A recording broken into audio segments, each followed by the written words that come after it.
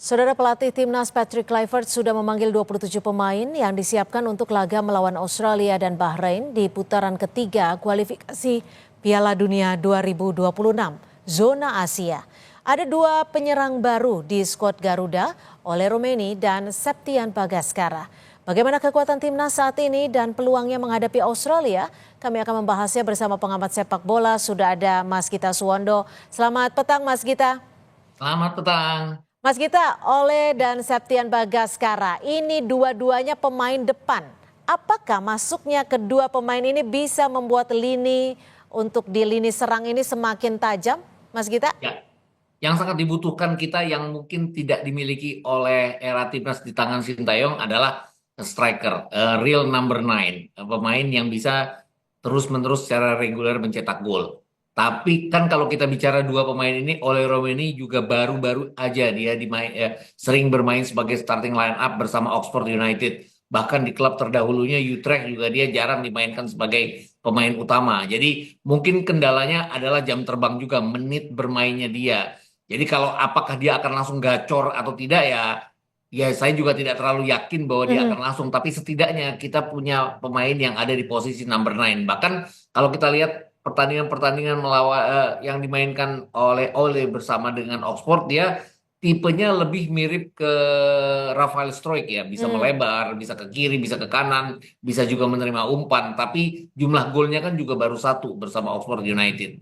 Bahkan Oke. kalau kita bicara di Liga 1, Septian Bagaskara ini saya pikir juga secara gol lebih di atas dengan 7 gol, tapi kan Liga 1 urutannya. Kemudian ada satu assist juga dari Septian. Tapi saya pikir Patrick Kluivert ingin ada pemain real center forward yang bisa diandalkan. Oke. Makanya ada Hoki, ada Sananta, kemudian Ya. ada Septian dan juga ada Ole jadinya. Ini kalau ada 27 nama yang sudah dipanggil nih, apakah nantinya skema permainan ini akan tidak berbeda jauh dari skema-skema sebelumnya atau seperti apa Mas Gita? Saya pikir juga tidak akan berbeda jauh ya. Ini menarik apa yang dikatakan oleh Alex Pastur beberapa waktu yang lalu bahwa dia tidak keberatan dengan bertahan dengan 9 pemain asal mendapatkan 1 poin atau 3 poin. Dan kalau kita lihat banyak sekali pemain belakang yang dipanggil, terutama di sisi center back.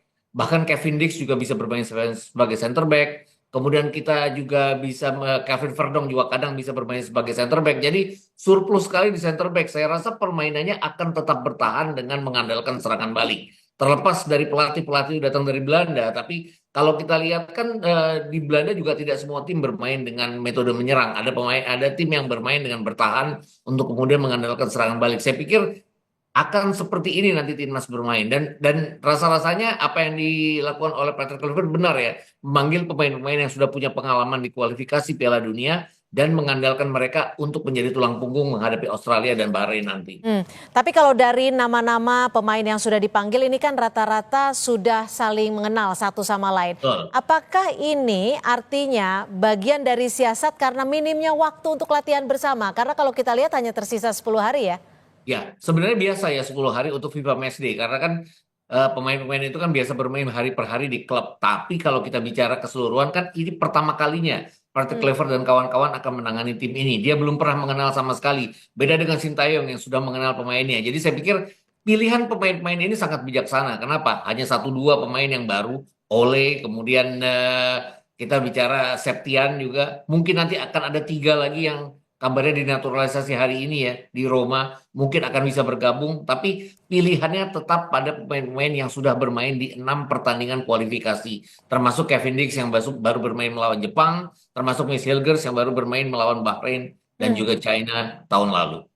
Apakah ini artinya komposisi yang sudah ditentukan oleh Kluivert sendiri dari hasil observasinya waktu di Liga 1 kemarin, Mas Gita? Ya, observasinya saya pikir sangat baik sekali ya. Kenapa? Dia memilih Septian jelas. Kemudian satu lagi, dia tidak memilih Yakob Sayuri. Kenapa? Karena pada saat perlawatannya mereka ke Malut United, Ternate, Yakob Sayuri tidak bermain terlalu baik untuk satu pertandingan itu.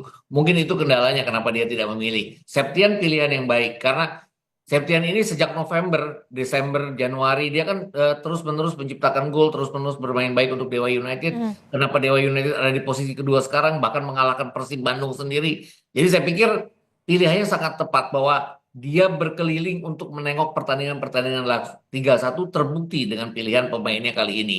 Artinya Mhm. Egy juga dipanggil, Ricky Kambuaya dipanggil, yang lain-lain juga dipanggil. Yang sedang bertarung di Liga 1 dan menunjukkan performa terbaik mereka. Mhm. Kalau Anda melihatnya kondisi fisik para pemain ini bagaimana, Mas Gita? Kalau saya lihat keseluruhannya oke ya. Terutama pemain-pemain Liga 1 kita yang saya banyak mengawasi kan pemain Liga 1. Rizky Ridho, pemain belakang. Tapi intuisinya kan sangat baik sekali. Kemarin walaupun Persija kalah, golnya salah satu gol yang saya Betul. pikir gol seorang apa ya, seorang striker yang memanfaatkan posisi di mana dia melihat penjaga gawang berdiri dalam keadaan yang tidak benar. Ini yang dimanfaatkan dengan sangat baik dan tendangannya sangat presisi. Jadi saya pikir model-model seperti inilah yang diinginkan oleh Patrick Kluivert untuk menunjang timnya. Oke, kalau kita bicara soal peluang nih, bagaimana peluang timnas untuk menghadapi Australia 20 Nah, Maret mendatang? di tangan pelatih lama pun saya tidak yakin bahwa kita akan bisa menggapai poin di Australia ya.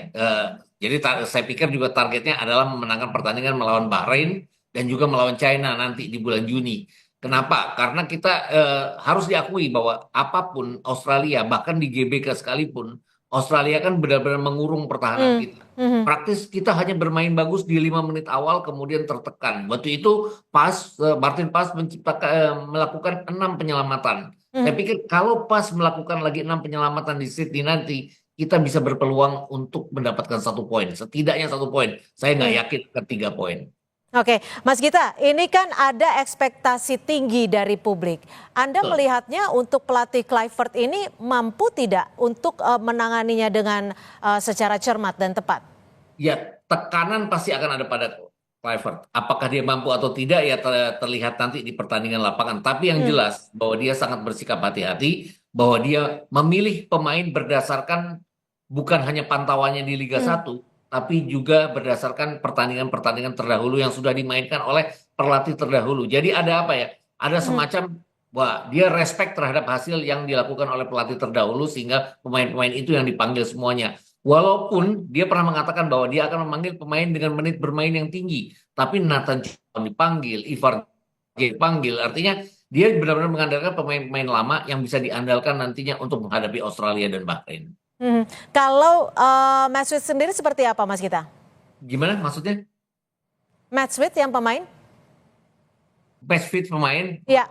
fitness pemain, saya Mhm. pikir oke semua ya, kecuali Kevin Dix mungkin ya. Kemarin kan seminggu yang lalu minggu ini dia baru cedera ya pada saat pertandingan melawan Chelsea di mana dia bertabrakan dengan pemain Chelsea. Jadi saya pikir juga harus dilihat lagi oleh Dr. Copenhagen klubnya Ya. apakah dia bisa bermain atau tidak. Tapi dengan dia dipanggil, saya pikir sudah ada indikasi dari dokter klub bahwa dia bisa diandalkan setidaknya untuk pertandingan melawan Bahrain. Mungkin tidak untuk pertandingan melawan Australia, tapi untuk pertandingan tanggal 25 melawan Bahrain. Oke, untuk akumulasi kartu siapa saja menurut Anda yang sekiranya harus berhati-hati dalam permainan nanti?